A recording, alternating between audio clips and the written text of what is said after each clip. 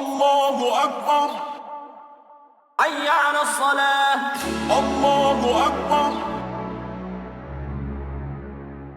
الله أكبر. First and foremost, I rise to give Allah subhanahu wa ta'ala the highest of praise and the highest of honors to his holy and divine prophet, Noble Raleigh. I would like to extend those honors to the forerunner, the harbinger, the honorable Marcus Mosiah Garvey, who did war and stir up the nations. I would like to give honors to the Moorish American standard, the red flag with the 5-pointed green star in the center, representing the highest principles known to man, which is love, truth, peace, freedom, and justice. And I also like to acknowledge the United Mercantile Trading Banner, also known as the American flag. I would like to give honors to all Moorish Americans, both past, present, and future, who strive to perpetuate this Moorish divine and national movement by way of the Prophet's holy instructions and divine laws. I would also like to give honors to all organizations who strive to promote the interests of all peoples born of African and indigenous descent, domiciled in America and residing in America as well. Islam? Islam. I would like to give honors to Temple number 19, the office of the Grand Governor, the Lieutenant Grand Governor, the Sheik staff, the admin staff, and the acting vanguards who keep the peace. And last but certainly not least, I want to give honors to you, the brothers who have come onto the shores of salvation, because when man honors man, he honors thy Father God Allah. Islam wars. Once again, all praise is due to Allah for having us here on another holy day evening so we may continue to build on things that make us better citizens and reason together.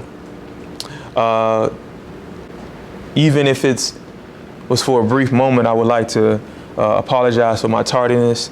It's been a busy week, and it all culminated on this day, on the holy day. As I get into in a moment, the doctrine of the Moorish Science Temple of America, the concepts of the Moorish Science Temple of America is very layered. So when we speak of the concept of shaitan or Satan or the devil, we can interpret it on so many different levels. We have the internal shaitan and we have the external shaitan, and both internal and external shaitan were at work this week. But victory is sure because Allah is leading on. And there's no failure for the human soul. And by will of Allah, I was able to stay in accordance with the divine constitution and bylaws, being able to attend my meetings promptly, as exhausted as I feel. Once again, I would like to thank you all for coming this evening, for fellowshipping with myself and the acting Sheik Rashid Ibn Bey, and in hopes to raise the ethers, to raise our thoughts so we can definitely ascend to Father God Allah in mind, body, and spirit. What I want to do is, before we go any further, I would like to give a moment of silence for those who have fallen in the massacre of Ohio and Texas. Islam wars.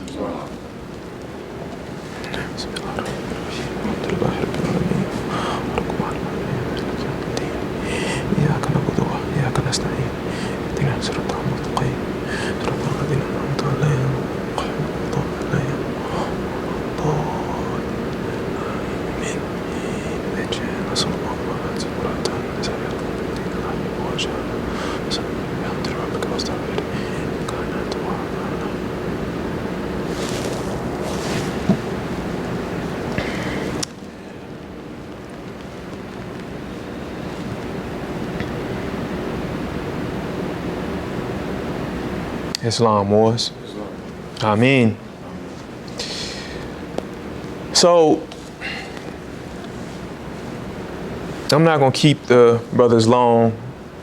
What I want to do is ask our brother Yosef, in addition to our brother Khalid, to speak.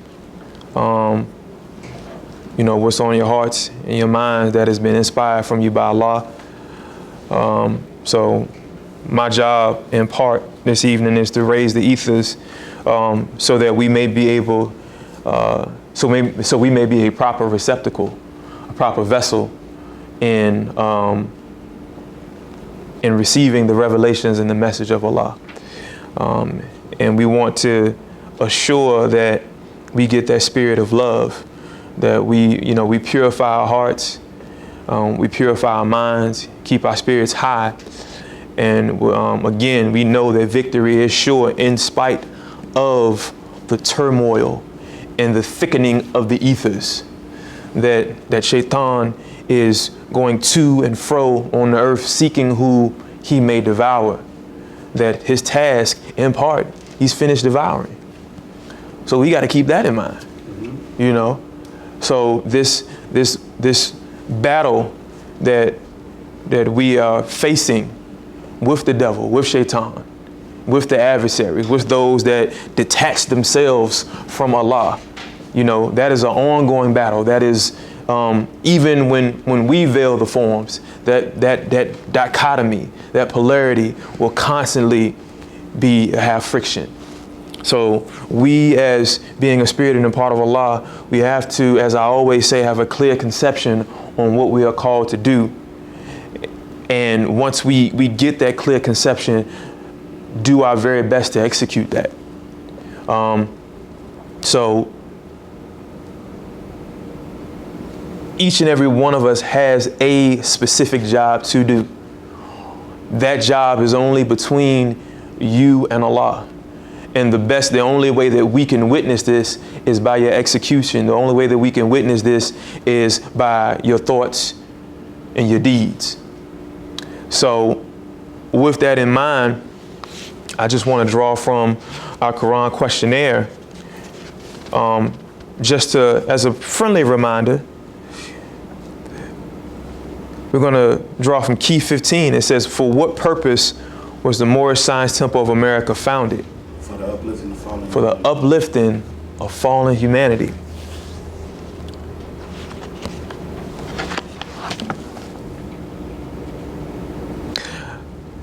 Our prophet stated in this pamphlet, the Holy Quran of the Moorish Science Temple of America, divinely prepared by the noble prophet Drew Ali, by the guiding of his Father God Allah, the great God of the universe, to redeem man from his sinful and fallen stage of humanity back to the highest plane of life with his Father God Allah. In certain, it may be on the front in this particular press, I have it on the back. To know thyself and your Father God Allah, that you may learn to love instead of hate, and know that every man need to worship under his own vine and fig tree. This is the uniting of Asia. Islam? Islam. Now, I would like to read from you an excerpt from the Moorish Guide. And it reads in part, and for those that have heard this before, bear with me. We of the Moorish Science Temple of America, like countless other American citizens, know that we must live together here in America in harmony, friendship, and goodwill, whatever our race or creed may be. It is only from a purely religious standpoint, it seems at this time, that we differ from a large number of our fellow Americans. We believe in and foster the Muslim religion. We believe in the principles of its teachings insofar as they can be adapted to American life. We feel that the Christian religion is all right for those who prefer it. Religious freedom is granted all under the Constitution. We are interested in freeing ourselves and our children from our greatest plight, economic slavery. We believe this can be best done by encouraging, patronizing, and establishing our own business enterprises and cultivating our own acres of land. We welcome into our folds men and women of our group of all sections, all trades, occupations, and professions of sound mind and good character. We are friends and servants of humanity, and we are dedicated to the purpose of elevating the moral, social, and economic status of our people. We have set about to do this through a wide and comprehensive program embodying the principles of love, truth, peace, freedom, and justice. Islam Wars? Islam.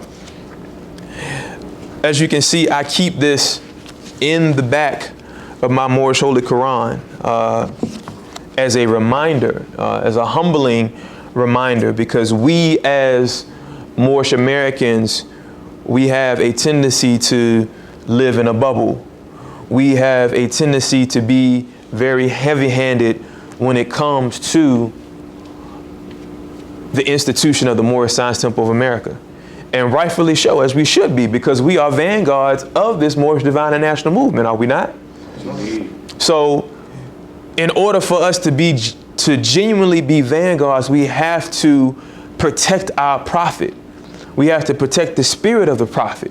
We have to protect the elements and all of the attributes of this temple. We thus have to be pure, because that's the only way that it can be sustained. Islam? Islam. And with that in mind, we still have to labor to be studious in our people. Because again, as we are spirits and parts of Allah, so is fallen humanity. And we are a part of fallen humanity. Let's not get it twisted. We are laboring for that higher plane, that deific life. But we have still fallen. We are still on this plane of manifest.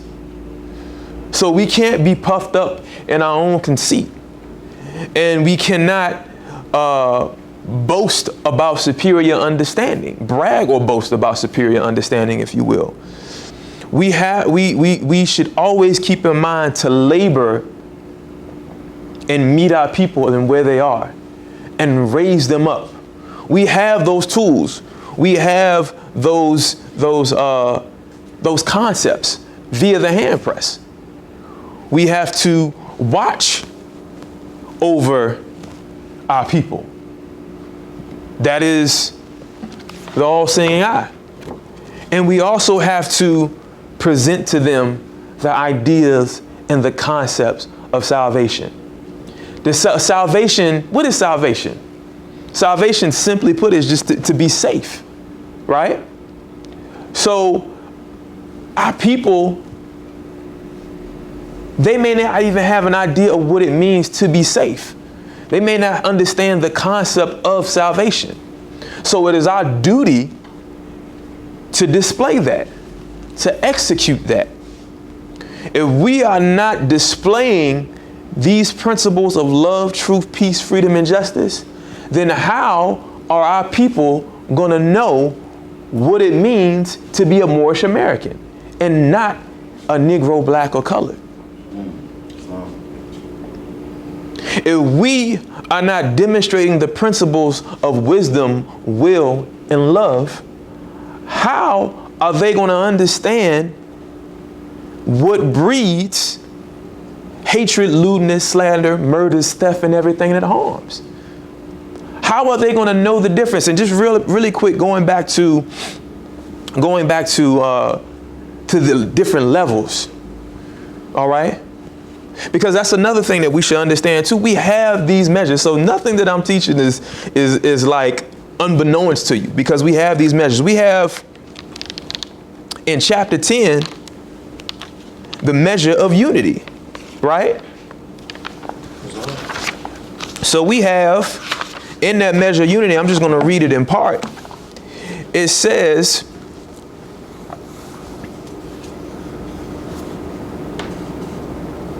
in instruction 12, chapter 10, instruction 12, say Islam when everyone gets there. Chapter 12? Chapter 10, okay. Instruction 12. Islam. It reads in part, in the name of Allah, the most beneficent, the most merciful. And Jesus said, well, let's go back for a minute, because we know that when Jesus was speaking and fellowshipping amongst the Hindus, they didn't have a concept of the universal Allah.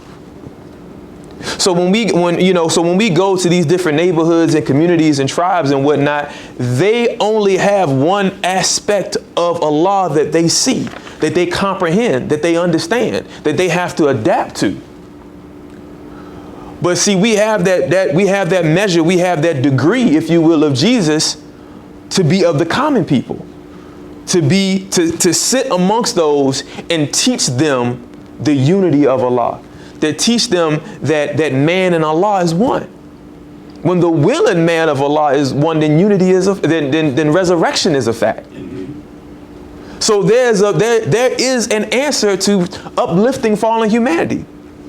We have to unite the will of man and the will of Allah. Islam?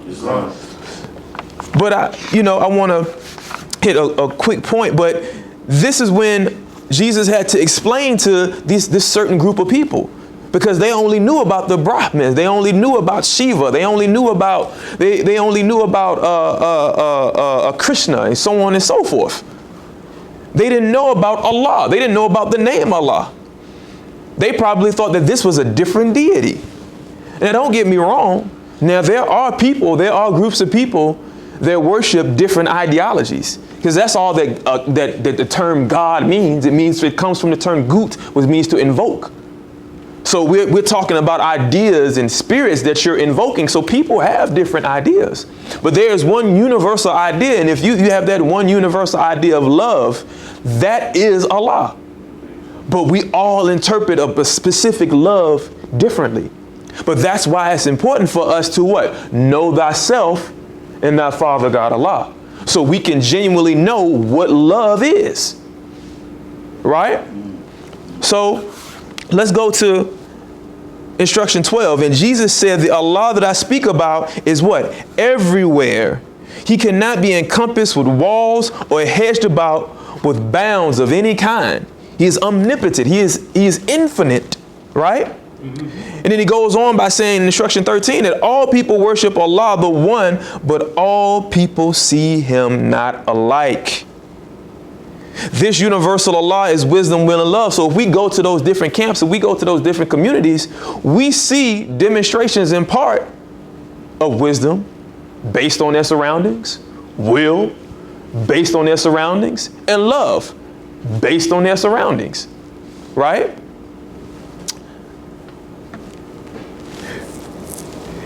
Goes on by saying that all men see not the triune Allah.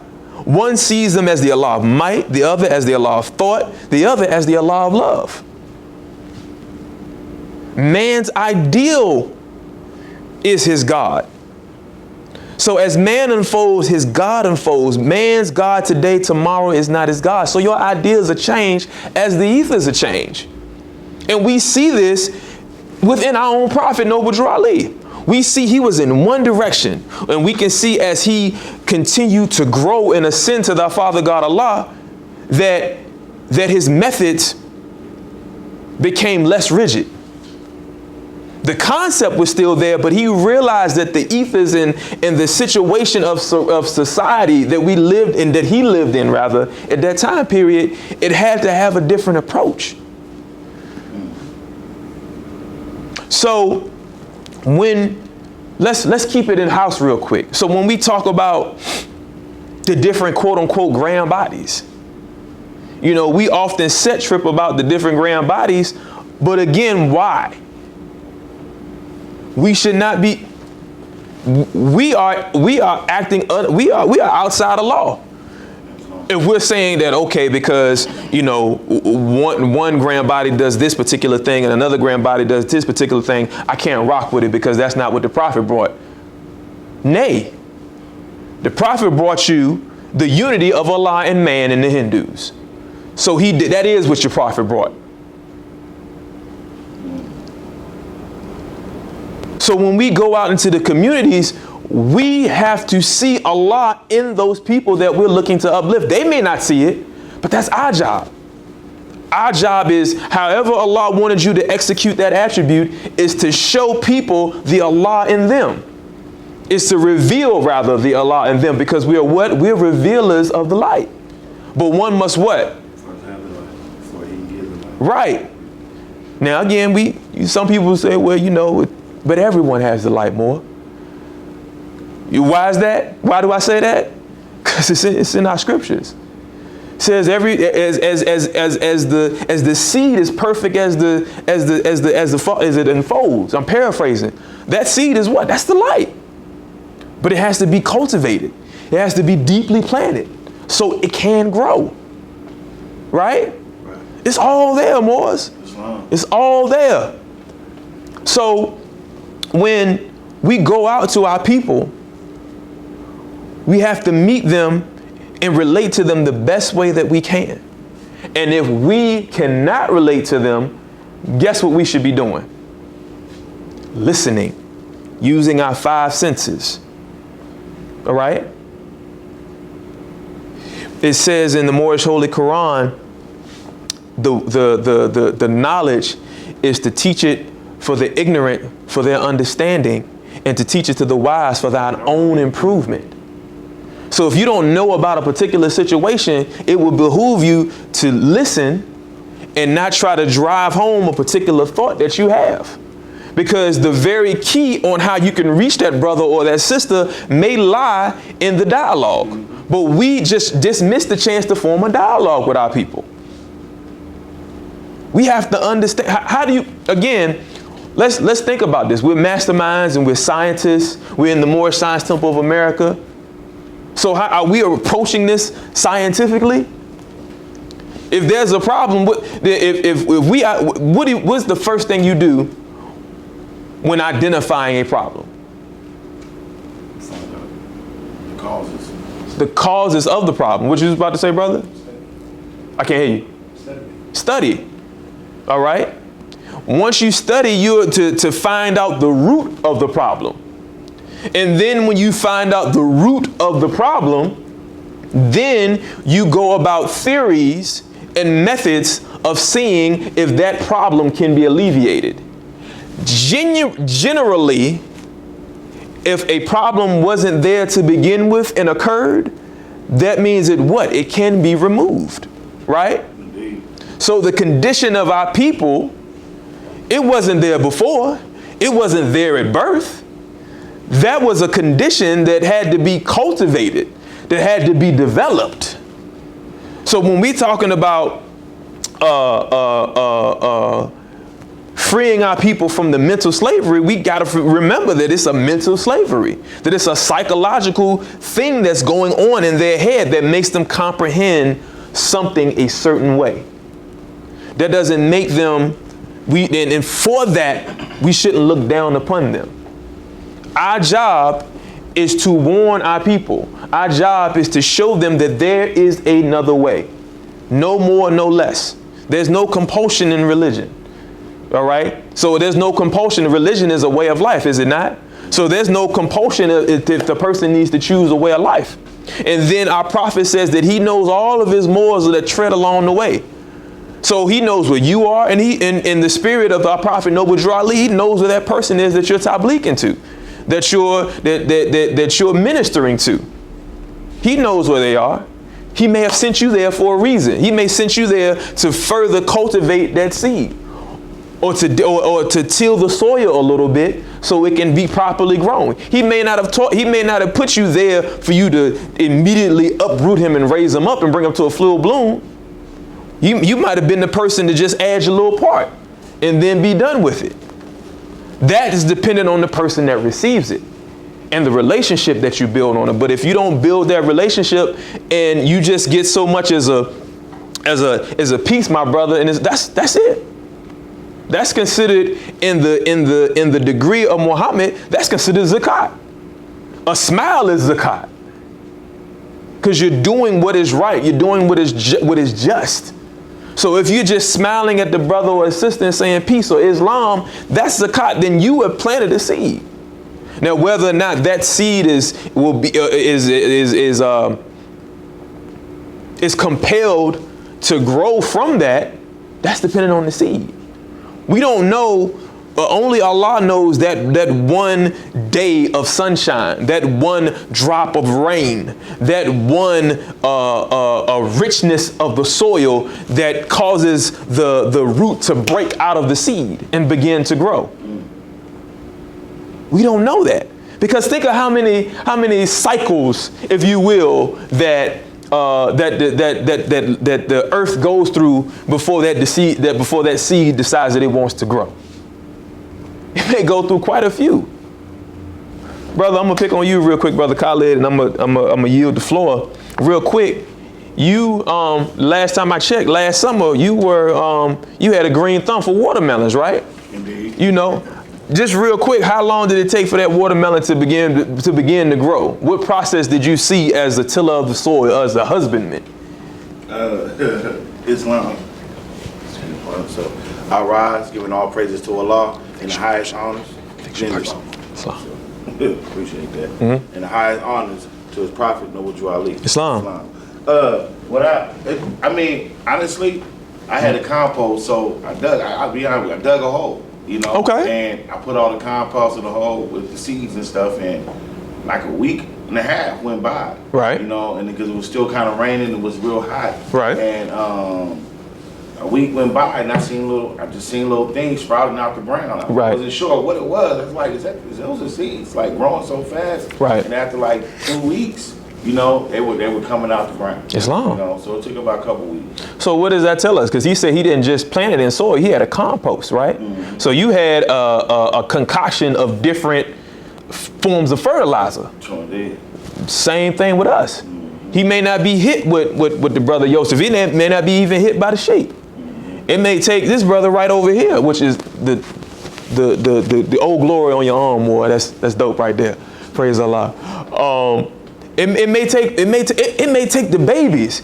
You may see one of the young ones with a fez and a turban on, and he's inspired because he wants that for his children. We don't know. But that's why we have to be mindful of our thoughts, our words, and our deeds. Because they don't know, they're watching us. They may not listen. Brother, you're not Negro, black, and colors, you Moorish American. All right. But what does that mean? How do they comprehend that? They say, okay, they're going to say, all right, but then after you walk away from them and they start seeing how you engage with the sisters, how you engage them sisters as brothers, how you engage with your brothers, how do you treat yourself? When a random person comes by, do you speak to them? Do you press the hand? Do you give them a hug? Do you speak to everyone? How do you handle yourself when you're under pressure? They watch all of that. They watch all of that. They want to see how your mind works. And if they compelled and they say, okay, well, that's what he's talking about, because I can definitely see the opposite of what I'm doing, and I want that. But they got to see it. They said, what is it? Man needs a pattern in their lives. So you got to see, you know, we talked about that the other day, the degree of John the Harbinger. So they have to see the ritualistic thing. You just tell them that they're pure, because it's like, how do I know that I'm pure? Okay, well, let's do it this way. Because the water is just a ritual. You were already pure, but you had to believe it. You had to see it in your mind. Some people don't see it until they see it. You know what I'm saying? You know, I often use the analogy of I used to teach children, and one of their favorite movies was Kung Fu Panda, and they was looking for this great scroll. And they was expecting, when the Kung Fu Panda finally got this great scroll, he was looking to see the scriptures that taught him how to walk on water. And then when he opened the scroll, it was just a reflection of himself. We all can walk on waters, more. We all can walk on waters. The problem is that we don't think we can. Prophet Jesus, alayhi salam, said, you will do greater things than I will. Did he not? Yes, ma'am. It's in the records. I ain't saying nothing to you that's not in the records, more. You know, so, you know, going back to our people, be mindful of who they are and where they're at. You know, study your people. You know what I mean? You know, that's the degree of studying self.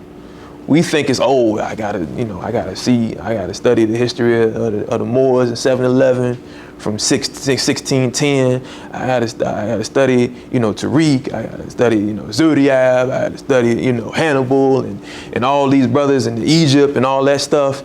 No. You granted that you proclaimed your nationality and got your card and button, you still in the cares of the world. So have you studied yourself? Have you studied your surroundings? Because that's still the card and the button don't make you. You was already a Moorish American. It's hard.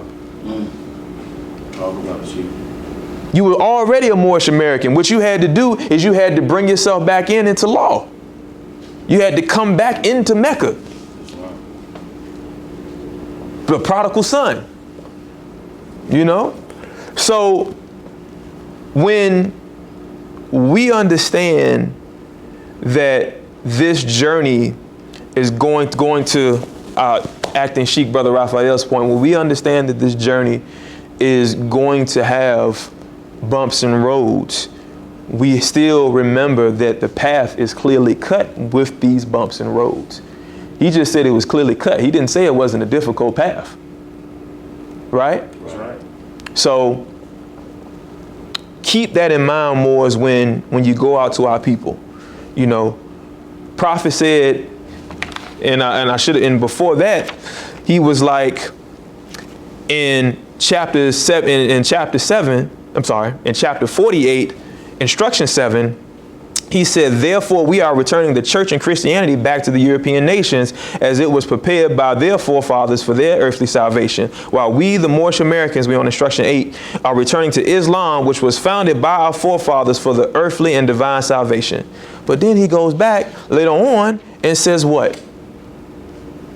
He says, yes, we are Muslims, but we are for uplifting fallen humanity. So if our people, because we in the business of uplifting our people, better economic and educational situations, if our people still choose Christianity, that's all right. That's growth. Because he could have just been all inclusive to only people that just said Islam, assalamu alaikum. But he said no. He said the Christian faith is for those who prefer it. Because you never know. It's said, the Prophet said in his oral statements in the Hadith that this best Moors are in the church. Are still in the church. Gratitude, more. So what does that say? It's saying that they're operating somewhere along the line on the principles of love, truth, peace, freedom, and justice. Right? So in closing, and I really didn't want it to be that long, remember the relations that bindeth you to love and unity more. Your people, just like yourself, are dealing with the problems of the world the best way that they can. And we have the solution. The solution is love by way of this Moorish Divine and National Movement. Right? Allahu Akbar. Allahu Akbar. Hayya ala salah. Allahu Akbar.